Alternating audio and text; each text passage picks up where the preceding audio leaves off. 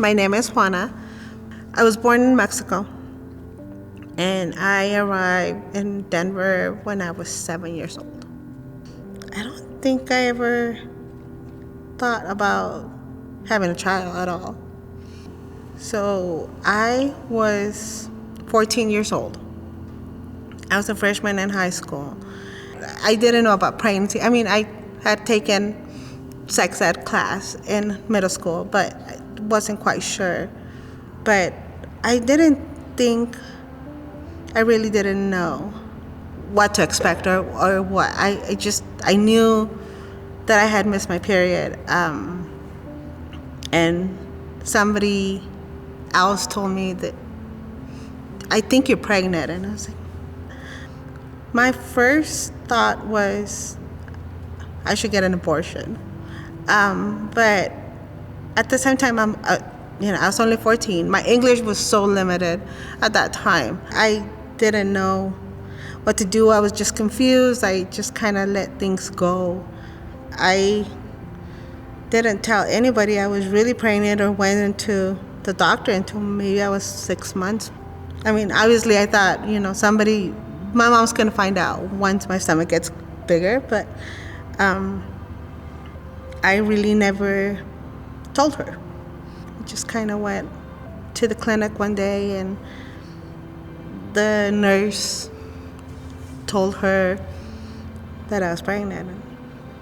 She's not very expressive, so the only thing she did was just cried, and she said it was her fault, that maybe what did she do, or why did I do that to her? And after that appointment, my mother actually went to the school and told the school that I was pregnant.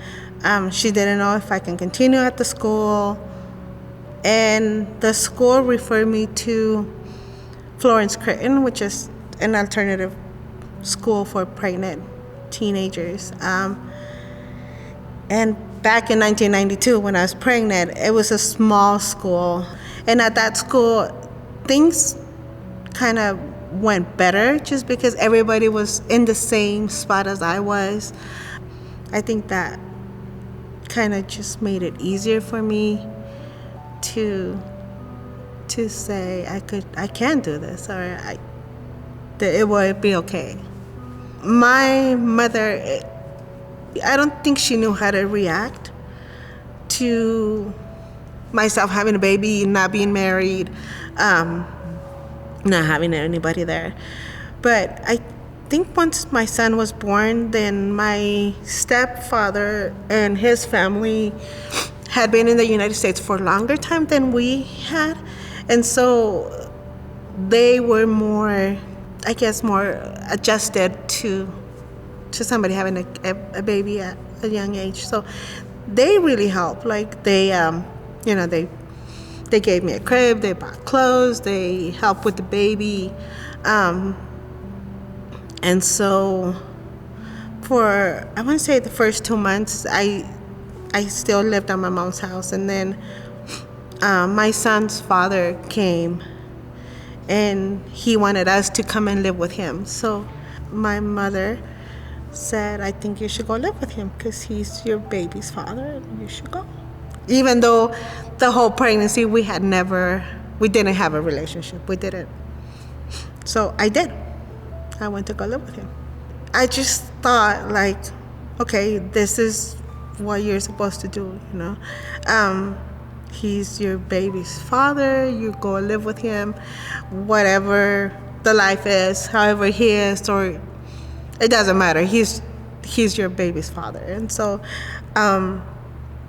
it was hard. I still had to go to school every day. I still had to get up in the morning, take the bus, take my son to school, come back, cook, clean. And so, yeah, it was hard. I went back to community college. I got a GED. I went to medical assisting program, so I became a medical assistant. I have 4 kids now. My 2 younger ones are from my new marriage. My kids are now married, my two oldest ones, and my husband and I own a good sized business. We do construction, and so all of our kids work with us. Looking back now, I can ask better. I have two. My son is 29. He's had to grow up with me, and it hasn't been, I probably could have shown him better things if I was older, but he graduated school. He has two kids, and they're like the best thing that could happen. I don't regret a minute. Everything happens for a reason, and so everything that has happened, it's made me who I am today. It can't rain all the time, right? So it's definitely hard, but it does get better. And you'll never know, you never know what your child could be. You never know. So, I think my child changed my life.